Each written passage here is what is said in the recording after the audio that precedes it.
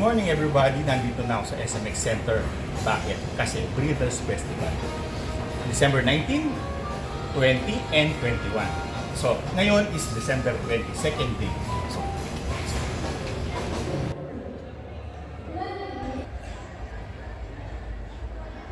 pila muna tayo mga kaibigan. Yan, hanggang doon. Second day, medyo hindi ganong maraming tao. Convenient.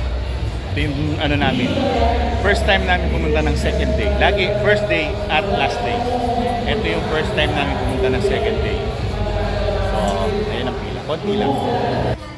Finally, nasa loob na tayo mga kaibigan.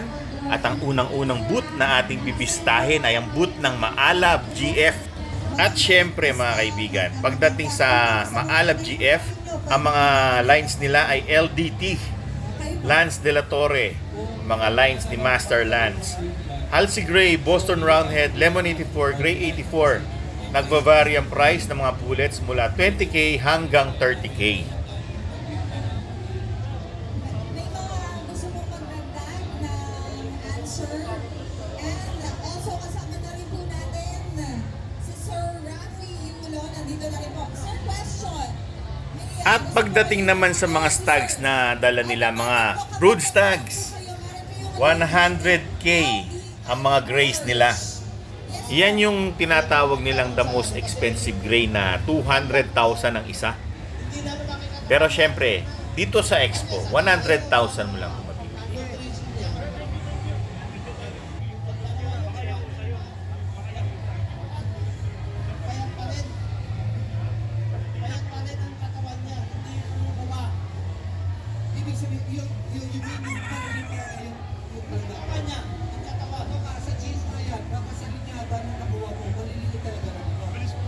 Meron din silang dalang ibang mga brood stags na mga Maclean Hatch, 30k.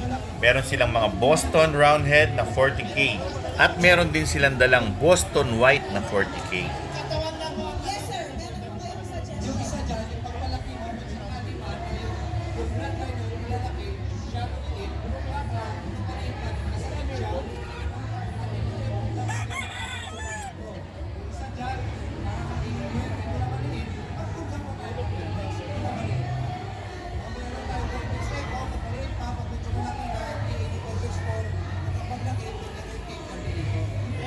Kasi maliit pa lang siya, kasi bakit lang eh, ginakulang lang ko para hindi makakaat. Nagtataka ako, ano naman sa sabagay sa pulga, kaya nagtatay ka naman yung ay lumaki sa taon na yun. Either jeans, tsaka yung patungan mo. Yung dalawa na sa tingin mo. Kaya ako rin masabi sila. Pero para sa akin lang, jeans talaga. Pero yung sa klase yung patungan na pinipili mo. Sa t-shirt. I-retain talaga yun. Yung ganun. May shoutout ka. Shout ko yung magandang asawa. Okay. Thank you, thank you. Okay, next booth naman tayo, Livestrong GF. At dito sa Livestrong GF, marami silang dalang mga linyada. Gary Gilliam Roundhead, Gilmore Hatch, Maclean Hatch, Gustavo Kelso, Larry Romero Grace, Sweater, 226 sweaters, at meron silang mga Asil crosses. At para naman sa mga prices, sa mga brood stags nila ay nag-range ng 20k to 30k. Para sa mga cross stags naman nila, 8k to 15k. Ang mga pullets nila ay 8k.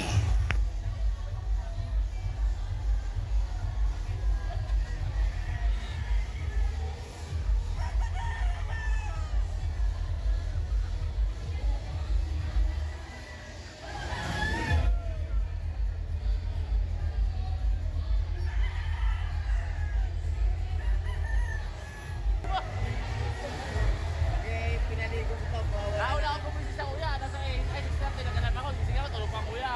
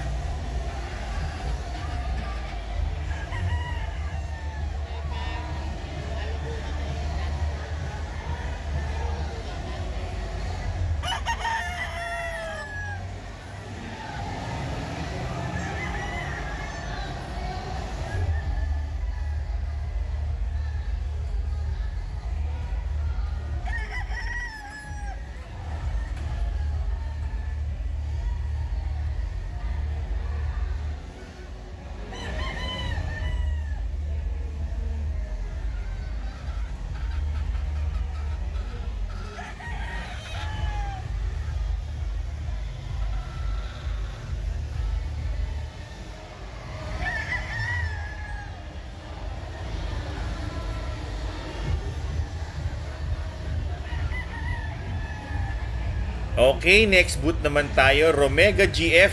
Ang mga dala nila, mga Hennies. Ang mga Hennies nila, ang mga pullets nila ay 10K.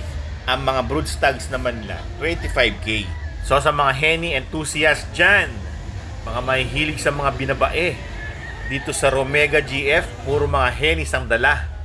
So meron silang mga black Hennies, gray Hennies, meron din silang mga red Hennies.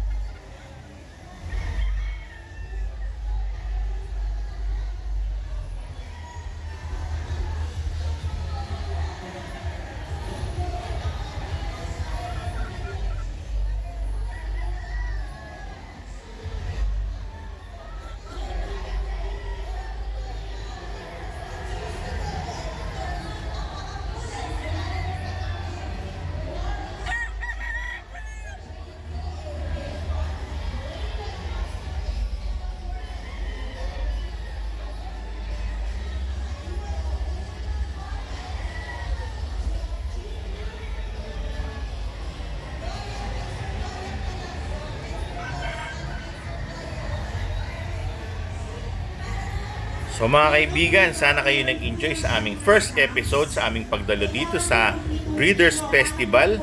Maraming mga videos pa, ang mga episodes na kasunod nito para sa mga iba't ibang booth na aming binisita. So mga kaibigan, kita-kita muli tayo